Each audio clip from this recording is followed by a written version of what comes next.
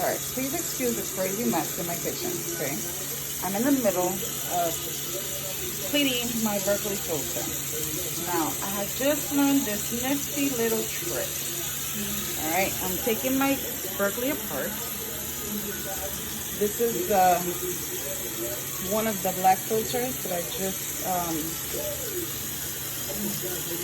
what is it called? I cleaned the element, I don't know, whatever.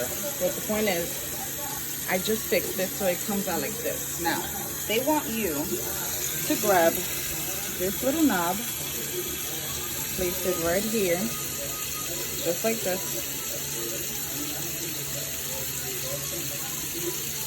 and then come over here, place it under here, open the sink, and hold it. That's very difficult for me. I don't know about you. I'm gonna show you a better way. So I'm going to place tissue right here. I'm going to place my Berkeley filter right there, so you can see it. Then I have this hair dye container that I came down and put cold water. It has to be cold. And I'm putting it right at the tip, and I'm squeezing. When it's done correctly, you will see the bubbles coming out.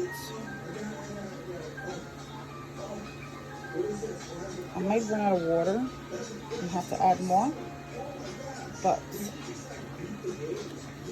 I just spent 30 minutes trying to fix this filter because it can't be wet on the outside. And unfortunately, every time I do it in the sink, that's what happens. So,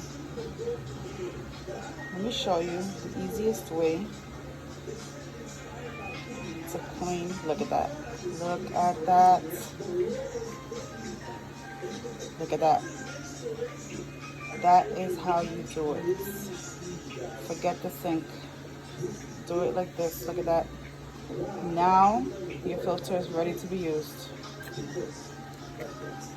Just get yourself a container like this, or hot dog, or mustard. Place cold water, clean it very well. Add the cold water, put the tip right here, just like this. And voila, you have yourself a clean new filter that bubbles just like it should. And you're welcome.